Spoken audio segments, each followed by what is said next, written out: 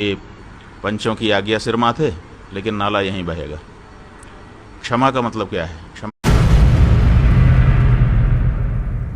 मोरारी बापू की अभी बात यहाँ ख़त्म नहीं हुई, ये कंट्रोवर्सी और आगे बढ़ चुकी है। यहाँ तक सारे शंकराचार्य जी इनको यानी ऐसा बोल रहे हैं जो आप सुनकर बहुत हैरान हो जाएंगे।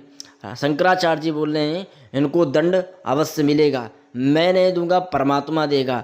बोल रहे हैं ये यानी पूज्य नहीं है, पूजनीय नहीं है, ये रावण जात के हैं, रावण के कुल के हैं, ये ऐसा बर्ताव करते हैं, ऐसा शब्दों का प्रयोग किए। ये व्यास गद्दी से बोले तो बोले क्यों, ऐसे शंकराचार्य जी कह रहे हैं। ये बात यहीं तक नहीं ख़त्म हुई है कि वहीं तक माफ़ी मांगने पर भी ये बात यानी बंद नहीं हुई, ये कंट्रोवर्सी और आगे बढ़ गई और आगे तक जाएगी। शंकराचार्य जी इतने गुस्से में बोल रहे हैं और ऐसे प्रमाण दे रहे हैं कि आपने बोला तो बोला क्यों, उनको सिर्फ कंट्रोवर्सी करना है। मैं तो इतना ही जानता हूँ, सारे व्यासों से कुछ ना कुछ त्रुटियाँ गलतियाँ होती हैं। और अगर कोई व्यास माफ़ी मांग ले और फिर आप अगर माफ़ कर दे तो आप शंकराचार्य जी हैं, फिर आप देव हैं, आप तपस्वी हैं, आप ज्योतिषाचार्य हैं, आप एस्ट्रोलॉजर हैं, आप व्यास हैं, आप एक विद्वान हैं। माफ़ी मांगने के बाद में अगर व्यक्ति माफ़ करे तो वही भी साधु संत वैष्णव है भाई। और माफ़ करने के बाद में अगर वो सामने वाला व्यक्ति सॉरी मांग भी ले, बाद में फिर तुम कंट्रोवर्सी करते रहो और अपना ज्ञान देते रहो, इससे कोई मतलब नहीं बनता है। गलतियां सबसे भी होती हैं, गलतियां आपसे नहीं हुई क्या? आप पढ़े होंगे ज़रूर, आप पढ़े लिखे हैं, आप विद्वान हैं, आप हमसे बहुत ज़्यादा ताकतवर भी हैं, लेकिन आप इतना तो सोच ही सकते हैं कि माफ़ी मांग लिए और माफ़ी मांगने के बाद में भी अगर आप कंट्रोवर्सी करें, आप सोशल मीडिया पर वीडियो पोस्ट करें और फिर उनको अनाप शनाप कुछ बोलें, अगले इंसान ने माफ़ी मांग ली और फिर आप ऐसा बोल रहे हो। क्या गलती थी, क्या नहीं गलती थी? गलती छोटी सी थी। ये काशी विश्वनाथ के जो परिसर के जो वहाँ के विद्वान हैं उन्होंने बताया कि गलती ये छोटी नहीं है, गलती मेरे लिए बहुत बड़ी है। आप बोल कैसे सकते हैं, ऐसा कह कैसे सकते हैं, आप व्यास गद्दी से शब्दों का प्रयोग कैसे कर सकते हैं? ये कंट्रोवर्सी हुई है, बात ख़त्म नहीं हुई, बात और आगे तक जाएगी। और आगे तक जाने के लिए बात भाई आप देखते रहिए और सुनते रहिए कहाँ तक ये कंट्रोवर्सी जाती है। मेरे पास जैसे अपडेट आती है मैं आपको देता रहूँगा। देखते रहिए सर्वगंध यूट्यूब चैनल गोविंद शुक्ला के साथ। हरे कृष्णा। कि पंचों की आज्ञा सिर माथे, लेकिन नाला यहीं बहेगा। क्षमा का मतलब क्या है? क्षमा का मतलब है कि हमको अनुभव हो गया कि हमसे गलत हो रहा था, अब हम इसको सुधार ले रहे हैं।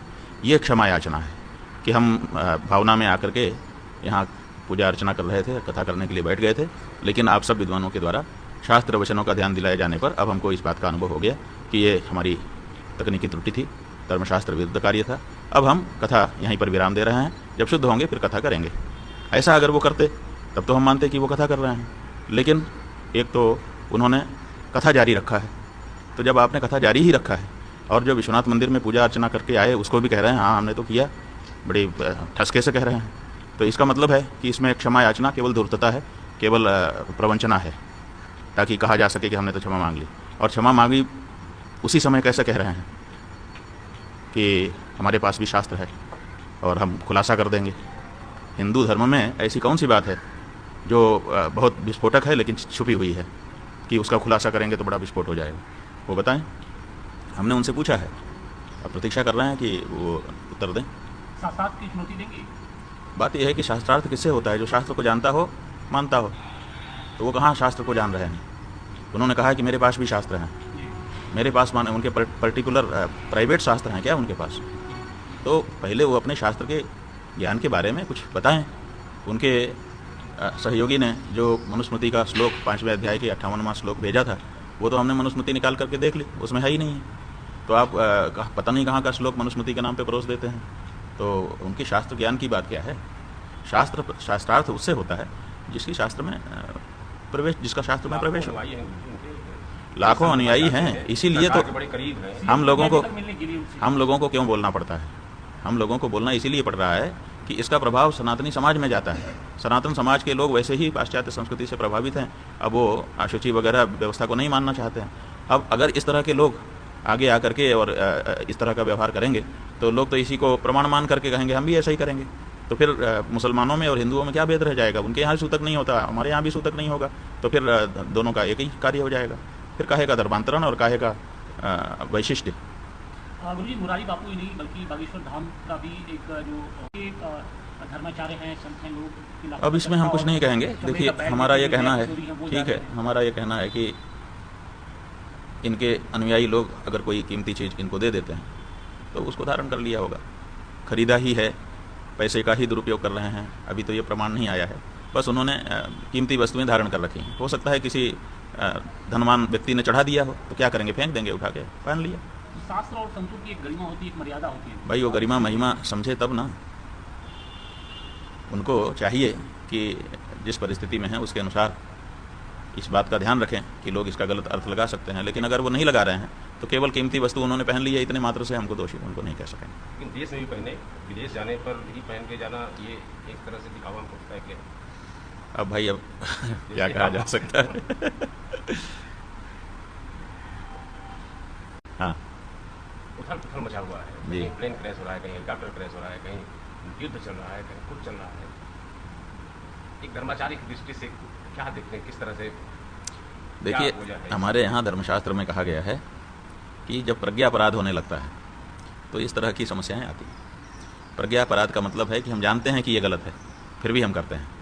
ये जो मुरारी बापू के प्रकरण में जैसे आप देख रहे हैं ना, कि जान रहे हैं कि हमारा शास्त्र ये है, हमारी परंपरा यही है, फिर भी मनमाना कर रहे हैं। तो ऐसे ही दूसरे मामलों में दूसरे लोग भी कर रहे हैं, मनमानापन बढ़ता चला जा रहा है। तो जब जानते बूझते भी अपराध को जारी रखा जाता है तो उसको प्रज्ञापराध कहा जाता है। और जब प्रज्ञापराध बढ़ता है तो पूरी दुनिया में इसी तरह से समस्याएं आने शुरू हो जाती हैं और धीरे धीरे ये बढ़ती हैं और बढ़ करके फिर दुनिया नाश की ओर पहुंचने लग जाती है। क्या विश्व युद्ध की तरफ जा रही क्या नहीं है, ऐसा लगता है? देखिए, बात यह है कि नेताओं के जो अहंकार हैं और उनके अपने जो स्वार्थ हैं वो बढ़ गए हैं। पूरे विश्व को एक अभिभावक के रूप में हम संचालित करें, सबके प्रति एक अच्छी भावना रखें। अब इस तरह के कौन से नेता हैं, आप दिखा दीजिए। तो सब अपने अपनी हनक दिखाने के लिए तैयार हैं। जब बातें चीतें होती हैं, आपने देखा कि एक जहाँ पर युद्ध हो रहा है उस देश का राष्ट्रपति अमेरिका के राष्ट्रपति के पास आया हुआ था। कैसी बातचीत कर रहे थे अमेरिका के राष्ट्रपति? सीधे उसके मुंह पे कह रहे थे कि तुम मूर्ख हो। ये क्या राष्ट्राध्यक्षों की बातचीत है? बात ही क्यों कर रहे थे फिर आप? जब वो मूर्ख है तो मूर्ख के साथ तुम क्यों बैठे?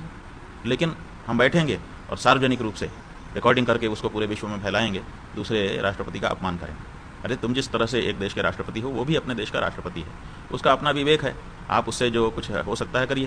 तो अब यहाँ पर सवाल ये नहीं है कि हम सबको लेके चलेंगे, सवाल ये है कि हम सबके ऊपर शासन करेंगे। तो शासन करने की इच्छा बलवती हो रही है, कभी रूस के मन में हो जा रही है, कभी अमेरिका के मन में हो जा रही है, कभी चाइना के मन में हो जा रही है। तो अब ये शक्तियाँ हैं, अब ये शक्तियाँ अपना जब तक निर्णय नहीं हो जाएगा तब तक अपना जोर दिखाती रहेंगी, और निर्णय होगा युद्ध से ही होगा, बिना युद्ध के तो निर्णय हो नहीं सकता। इसलिए युद्ध तो अवश्यंभावी है, होगा।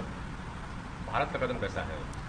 भारत, बताइए, भारत जैसा देश आज हालत क्या है कि 4-5 लोग पता नहीं कहाँ से आते हैं पैदल चल के, किसी वायुयान से नहीं आते हैं, पैदल चल के आते हैं और बड़े आराम से जहाँ 1000-2000 की भीड़ है उसमें घुसते हैं और वहाँ पे नाम पूछ करके, धर्म पूछ करके मारते हैं और मार करके बड़े आराम से गायब हो जाते हैं।